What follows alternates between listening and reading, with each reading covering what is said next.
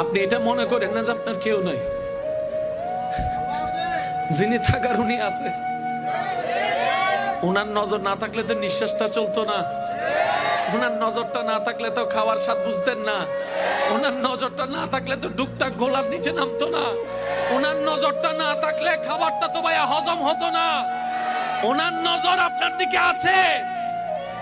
উনি আপনার শত্রুদেরকে সময় দিচ্ছেন আর এদিকে আপনার ধৈর্যের পরীক্ষা নিচ্ছেন। এক কাজে দুই কাজ, আপনার শত্রুদেরকে সময় দিচ্ছেন আর আপনাকে পরীক্ষা নিচ্ছেন। এবার আপনি বলবেন আমার তো কোনো অপরাধ নাই, বিনা অপরাধে সাজা কেন? তাইলে তো আপনার জন্য ডবল শুকরিয়ার বিষয়। সেটা হচ্ছে আল্লাহ তাআলা আপনাকে 10,000 বছর আগুনে জ্বলার মতো গুনাহ যেটা আপনি করেছেন ওইটা থেকে বাঁচানোর জন্য 3-4 মাসের 3 বছর 5 বছরের একটা দুনিয়ার কষ্ট দিয়ে দিচ্ছেন। সুবহানাল্লাহ।